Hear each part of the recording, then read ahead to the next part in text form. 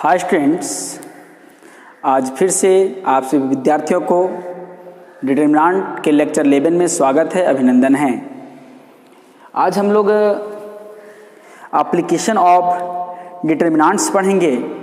उससे पहले एक टॉपिक, छोटा सा टॉपिक है, इससे प्रश्न पूछे जाते हैं, इसको हम लोग देख लेते हैं। ठीक है, तो हमारा टॉपिक है सिंगुलर मैट्रिक्स क्या होता है एंड नॉन सिंगुलर मैट्रिक्स क्या होता है। ठीक है, नाम है सिंगुलर मैट्रिक्स। देखिए, जिसका नाम में है सिंगुलर लगा हुआ है, मैट्रिक्स लगा हुआ है, लेकिन इसका डेफिनेशन डिटरमिनेंट से आता है। इसीलिए सिंगुलर मैट्रिक्स को जो है स्टडी करते हैं, डिटरमिनेंट के टॉपिक पे करते हैं। जरा गौर करेंगे, ध्यान देंगे क्या है वो, जरा ध्यान देंगे।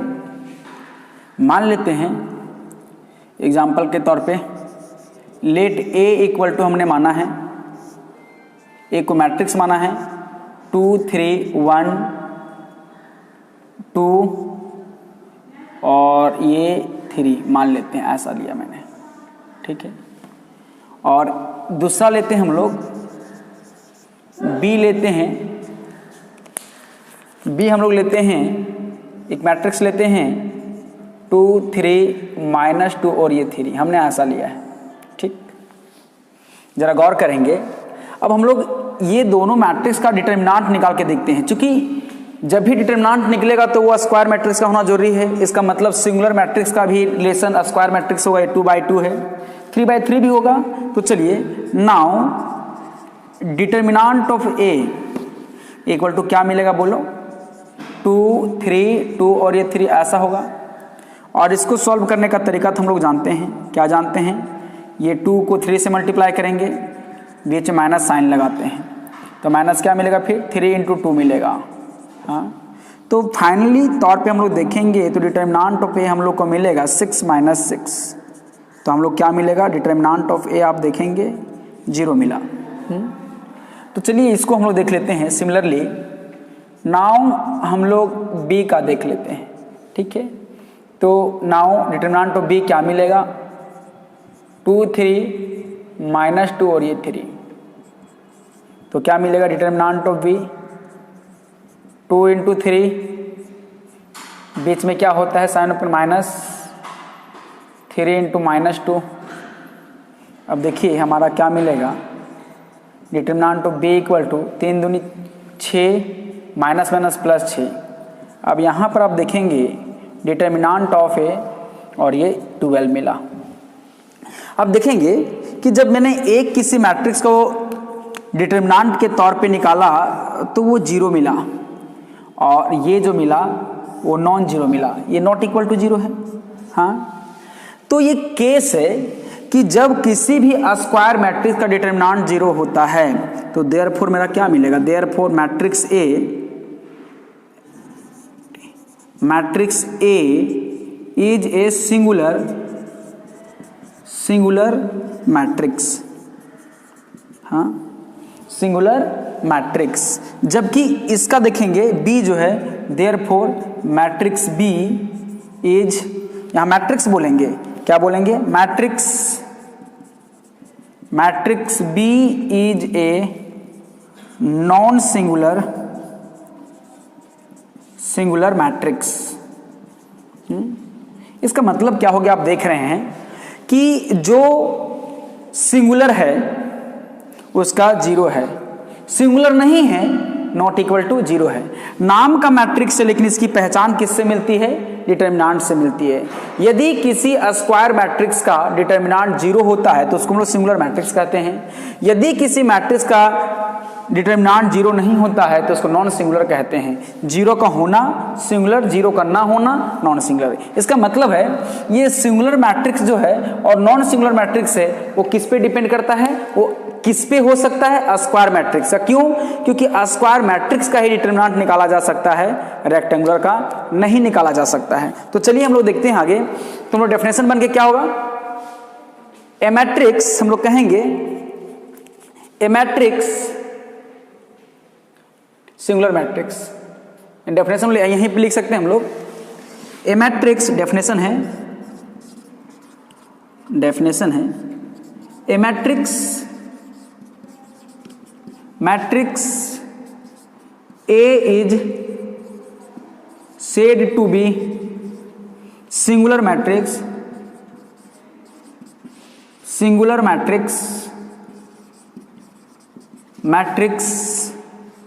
if and only if determinant of matrix is equal to 0. Otherwise मतलब if determinant of a not equal to 0 is called non singular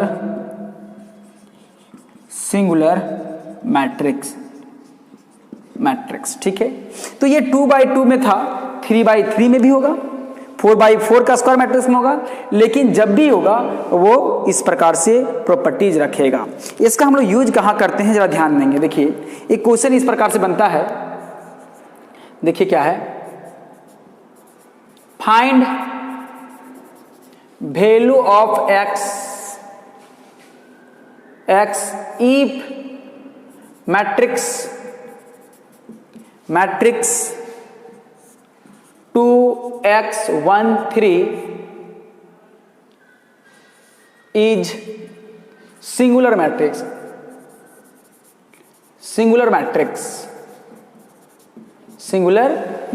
अब देखेंगे किसी मैट्रिक्स से x का मान निकालना है। हाँ, ये सिंगुलर मैट्रिक्स है, तो जरा गौर करेंगे हम लोग क्या दिया गया है।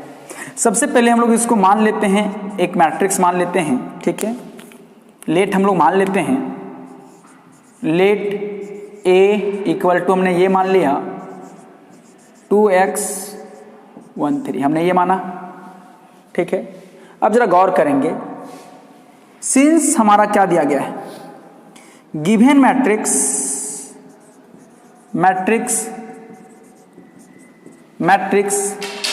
A is singular matrix. हाँ, तो आपके दिमाग में ऐसा भी चल रहा होगा कि जब सिंगुलर मैट्रिक्स है तो 2x13 इक्वल टू 0 होगा ना। ऐसा नहीं है, यदि ऐसा होता तो 2 इसको 0 को लिख सकते हैं 0 0 0 0, और बताइए कंपेयर करके x का वैल्यू क्या हो जाता, 3 हो जाता। लेकिन ये एलिमेंट कैसे कंपेयर होता, नहीं ना होता। तो आप ऐसे गलती नहीं करेंगे, मैट्रिक्स 0 नहीं होगा, डिटरमिनांट 0 होगा। देयरफॉर क्या बोलेंगे, डिटरमिनांट ऑफ A इक्वल टू 0। तो ये मैट्रिक्स का बदलाव होगा डिटरमिनांट के रूप पे x और 1 और ये 3, और इक्वल टू क्या मिला, 0। अब इसको हम लोग सॉल्व करेंगे, 2 into 3 minus x into 1 equal to 0। तो देखिए मेरा क्या मिलेगा, 6 माइनस x इक्वल टू 0। तो बताइए क्या मिलेगा, माइनस x इक्वल टू -6। तो बताइए हम लोग का x इक्वल टू क्या मिल गया बहादुर, 6 मिल गया। तो इस प्रकार से हम लोग सिंगुलर मैट्रिक्स का यूज करते हैं क्वेश्चन को सॉल्व करने में। और ये 2x2 ही नहीं, 3x3 में भी ये बात लागू होगा। यदि ये 3x3 मैट्रिक्स होता और वैल्यू निकालने बोलता x का, तो हम लोग इसके डिटरमिनेंट को 0 के साथ इक्वेट करते हैं, क्योंकि सिंगुलर का यही प्रॉपर्टी होता है। ठीक है, तो ये प्रश्न पूछे गए प्रश्न हैं, आपके एग्जाम के लिए इंपॉर्टेंट प्रश्न है, आप इसको ध्यान से देखें और ऐसे प्रश्नों को सॉल्व करें। नेक्स्ट क्वेश्चन देखते हैं, अब इसका स्क्रीनशॉट ले लें। नेक्स्ट हम लोग का आता है application of determinant. Application of determinants मतलब एप्लीकेशन कहने का मतलब होता है यूज। हम लोग डिटरमिनेंट्स का नॉर्मल जो रियल लाइफ है उसमें कहाँ कहाँ यूज करते हैं, जो हम अपने आमने सामने देखते हैं, छोटे छोटे कहीं ना कहीं तो यूज होंगे। तो देखते हैं कि कहाँ कहाँ यूज है। तो एरिया ऑफ ए ट्राइंगल निकालने के लिए यूज होता है, यदि उसके कोऑर्डिनेट दिए गए हैं तो, ट्रायंगुलर शेप है तो देखिए इसके लिए क्या है जरा ध्यान देंगे। मान लेते हैं कोई एक किस प्रकार से ट्राइंगल है। हाँ, ये ए कोऑर्डिनेट है, ए वर्टेक्स है, उसका कोऑर्डिनेट दिया गया है x1 y1। ये बी कोऑर्डिनेट है, बी वर्टेक्स इसका दिया गया है x2 y2। और ये सी है और सी का कोऑर्डिनेट दिया गया x3 y3 दिया गया है इस प्रकार से। ठीक ना। तो इसको डिटर्मिनेंट्स के प्रयोग से इसका हम लोग एरिया कैसे निकालते हैं, ठीक है, जरा गौर करेंगे तो हम लोग क्या कहेंगे, लेट ए का क्या दिया गया x1 और ये y1, b क्या दिया गया है, देखिए ट्रिपल है टोटली इक्विवेलेंट टू, मतलब coordinate of point a, coordinate of point b क्या दिया गया है x2 और ये y2, एंड हाँ c का जो कोऑर्डिनेट जो है वो दिया गया x3 एंड y3, देन ठीक है area of triangle A B C equal to होता है मॉडुलस ऑफ 1/2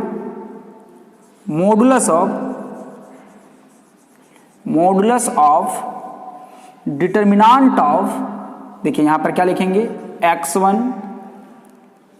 x2 और x3, y1 y2 और y3, और जो लास्ट वाला तीसरा बन गया वो क्या मिलेगा 1 1 1 मिलेगा।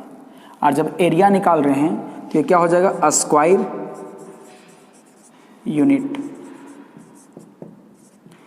क्योंकि ये क्या है एरिया है, ठीक है।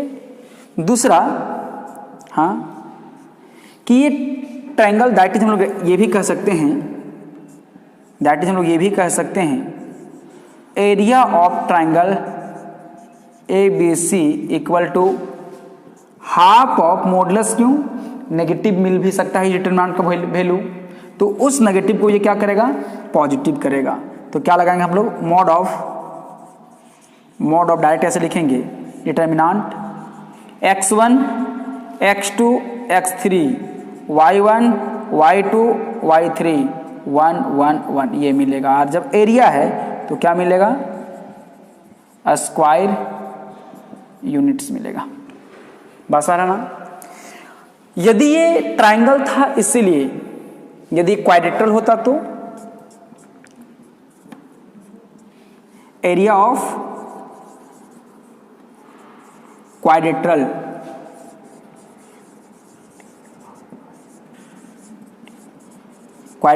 मतलब किसी चतुर्भुज का एरिया कैसे निकालेंगे, ठीक है, चाहे वो कोई भी प्रकार हो क्वाड्रेट्रल का, तो आपके पास दो वे है, आप इसको डायगोनल खींचिए इस प्रकार से, हाँ इसका निकालिए इसका निकालिए ऐड कर दीजिए, इसको a हमने माना है x1 और ये y1, b हमने माना है x2 और ये y2, c हमने माना है x3 और ये y3, और d हमने माना है x4 और ये y4, ठीक है।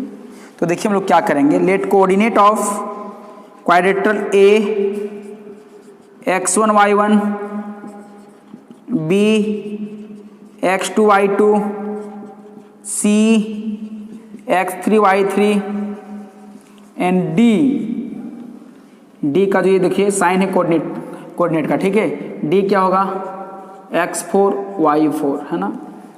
देन जरा ध्यान देंगे, then area of quadrilateral A B C D, देखिए इस प्रकार ट्रायंगल लिखते हैं, यहाँ पर ये ट्रायंगल का साइन, वैसे हम लोग क्वाड्रेट्रल का साइन लिखते हैं, इक्वल टू देखेंगे क्या होगा 1/2 लगाइए, हाँ और मोड तो लगेगा ही, और आप जरा ध्यान देंगे 1 से स्टार्ट हो जाइए, x1 x2 यहाँ लिखिए x1 x2, हाँ फिर यहाँ लिखिए y1 y2, ठीक प्लस, ठीक है। हम लोग यहाँ पर जिसे देखेंगे, हम लोग वहां पे यहाँ पे हम लोगों ने देखा था कि जब x1 x2 था, y1 y2 था, z1 z2 था, z1 z3 था, तो हम लोगों ने यहाँ पर 3/3 का डिटरमिनेंट समझ लिया था, लेकिन यहाँ 4 है, तो 4 ऐसा नहीं कि आप 4/4 लिख दीजिए, कैसे x1 x2 x3 x4 y1 y2 y3 y4 z, फिर 1 1 1 1 1 ऐसे नहीं लिखना आपको, फिर 3 ही ना बचेगा, चौथा कहाँ से आएगा। तो वैसी स्थिति के लिए इसको हम लोग देखिए कैसे बनाते हैं, इसको 2/2 से लिखते हैं। देखिए 1/2 लिखा मैंने, x1 x2 y1 y2, फिर प्लस चलिए 2 के बाद क्या होता है, एक राउंड बनाइए इस प्रकार, देखेंगे हाँ 1 लिखिए यहाँ पर x1 x2 और x3 ऐसे लिखे है ना।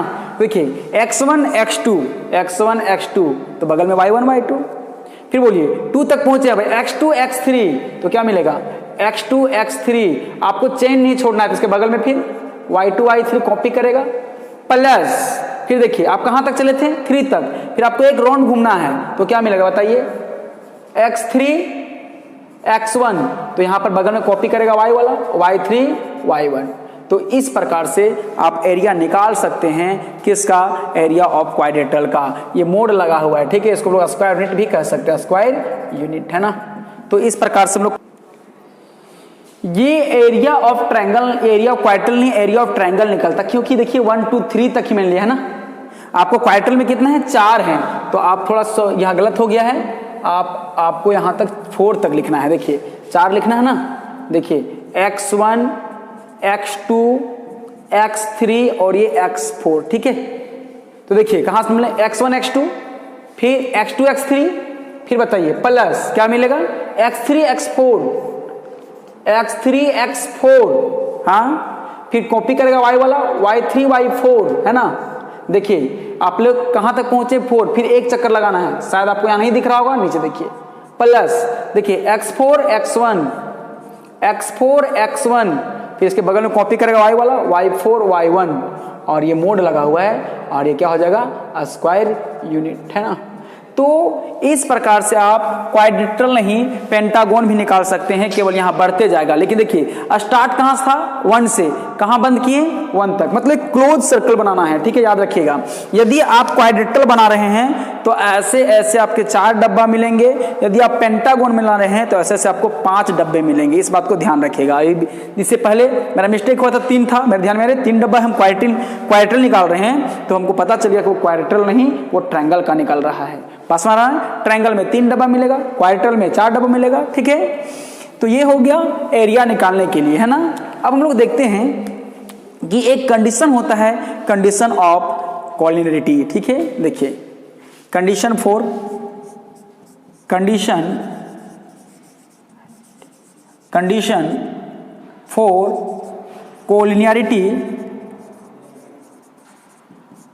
कोलिनियरिटी ऑफ 3 पॉइंट्स, हाँ 3 पॉइंट्स। और कोलिनियरिटी का मतलब क्या होता है संरेख है ना। और संरेख का मतलब होता है एक रेखा में साथ साथ, देखिए मान के चलिए एक बिंदु एक बी है और एक सी है, आप इसको कोई भी काम करें तो आप एक रेखा में इसको नहीं ला सकते हैं ठीक है। ये P था Q था R था, तो ये बोलेंगे P Q R जो है वो कॉलिनियर नहीं नॉन कॉलिनियर है। लेकिन यदि बात करें एक है यहाँ पर B है और यहाँ पर C है तो आप देख रहे हैं कि A B C को हम लोग एक लाइन पे एग्जिस्ट करवा सकते हैं, तो इसको हम लोग बोलते हैं कॉलिनियर। तो जरा गौर करेंगे इसके लिए क्या कंडीशन होता है। देखिए मान लें कि लेट कोई एक कोऑर्डिनेट A हमारा है x1 y1 और ये क्या है B हमने मान लिया x2 y2 और C हमने मान लिया x3 y3 ठीक है। ये कॉलिनियर है। तो इसके लिए क्या कंडीशन है सोचिए, आप ही सोचिए। ये एक कोई ट्रायंगल है A B और ये C, सोचिए इसका ट्रायंगल का एरिया मान के चलिए 10 है, 10 स्क्वायर मीटर है। इसको आप नीचे कीजिए, हल्का C को नीचे लाइए, यहाँ लाइए तो आप देखिए इसका कितना बचेगा 5 बचेगा। इसको यहाँ ले आइए 4 बचेगा और नीचे ले आइए 3 बचेगा और नीचे ले आइए 2 और एक समय ऐसा आएगा ये C कहाँ चला आएगा इसी लाइन पे आ जाएगा। और जब इसी लाइन पे आ जाएगा तो बताइए इसका एरिया कितना हो जाएगा 0 हो जाएगा। तो हम लोग कहेंगे कि यदि कोई एक ट्रायंगल का, इस ट्रायंगल ABC का ट्रायंगल का यदि एरिया 0 हो तो वैसी स्थिति पे वो लाइंस जो होते हैं वो कॉलिनियर होते हैं ठीक है। जरा गौर करेंगे तो हम लोग कहेंगे इफ है ना, if area of triangle ABC equal to 0 then points A x1 y1 B x2 y2 and C x3 y3 are collinear संरेख होता है, एक ही रेखा में होता है। तो इसके लिए फॉर्मूला क्या होगा दैट इज एरिया 1/2 होता है, मॉडुलस होता है ना क्या, x1 x2 x3 y1 y2 y3 1 1 1 equal to क्या होना चाहिए 0। तो आप ही बताइए ये 1/2 इधर मल्टीप्लाई 2 कर देंगे तो 1/2 0 ना मिलेगा जी।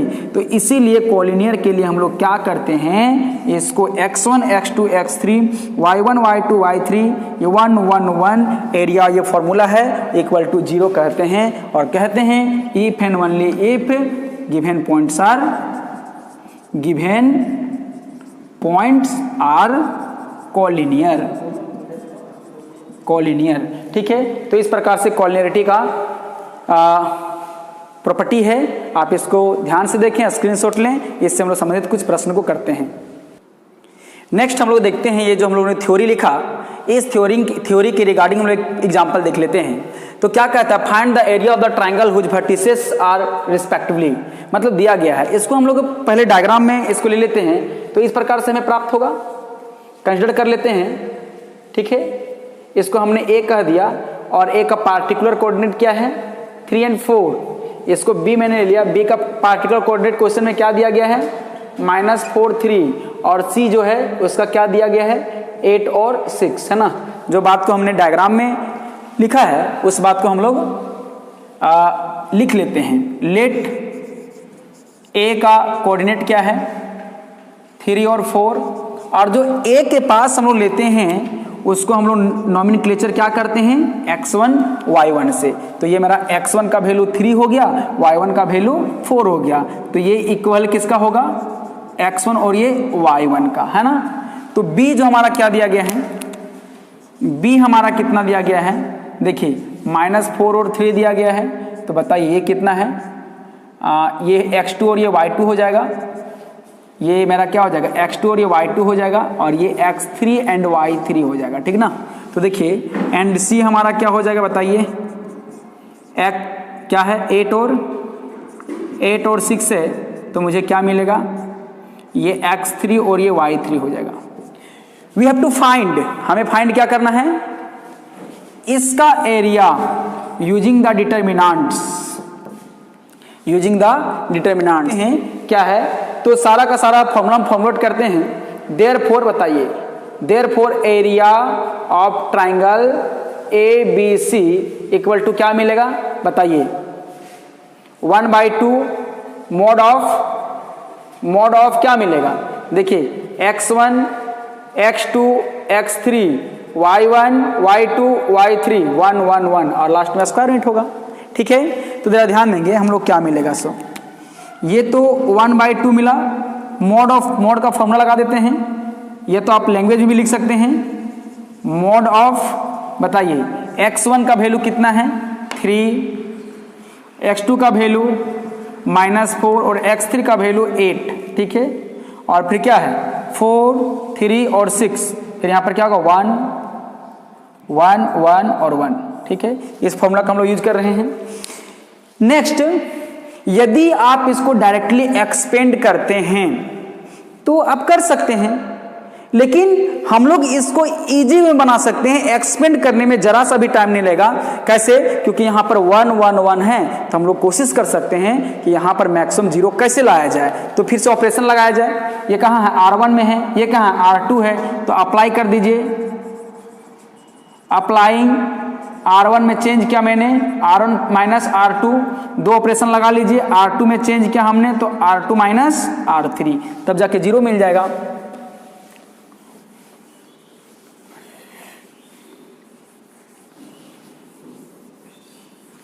तब देखिए हम लोग को क्या मिलेगा, हाफ मॉड ऑफ हम लोग नॉन नेगेटिव नंबर लाने के लिए लेके चल रहे हैं, क्योंकि एरिया कभी नेगेटिव होता नहीं है। तो देखिए क्या मिलेगा 3 -4, फिर 4 -3, फिर 1 -1, फिर क्या मिलेगा -4 -8, फिर 3 -6 और 1 -1, और R3 में कोई चेंजिंग नहीं हुआ है, कोई ऑपरेशन नहीं हुआ, तो 1/2 होगा, मॉड ऑफ होगा, और क्या मिलेगा 7 यहाँ पर होगा, -12 होगा, 8 होगा, यहाँ पे 1 होगा, -3 6 और नॉर्मल कैलकुलेशन कर लेना है। अब बताइए यहाँ पे मैक्सिमम जीरो कौन सा कॉलम पे मिला है, तो कॉलम 3 पे मिला है। अब इसको हम लोग क्या करेंगे, एक्सपेंड कर लेंगे, किसके अलाउंग, कॉलम 3 के अलाउंग। तो क्या करेंगे, नाउ एक्सपेंडिंग अलोंग C3। तो बताइए देयरफॉर हमारा क्या मिलेगा, area of triangle ABC equal to 1/2 mod of, देखिए मॉड ऑफ, यहाँ ब्रैकेट यूज कर लीजिए, ये देखिए जीरो वाला खत्म, प्लस माइनस प्लस, तो यहाँ क्या हो जाएगा +1 इंटू ये कैंसिल, तो क्या मिलेगा 7 -12 1 और -3/2। अब इसको सॉल्व करेंगे, मॉड ऑफ है, मॉड ऑफ तो क्या मिलेगा 7 के 21 -21 + 12, तो देखिए क्या मिलेगा 1/2। आप मॉड का साइन लगा लीजिए तो कितना मिलेगा 9 मिला, -9 मिला, अब मोड लगा हुआ है तो ये प्लस हो जाएगा, तो 9/2 स्क्वायर यूनिट है ना। तो इस प्रकार से हम लोग का चैप्टर खत्म हुआ, डिटरमिनेंट भी खत्म हुआ। आज के लेक्चर को हम लोग यहीं तक रखते हैं, धन्यवाद।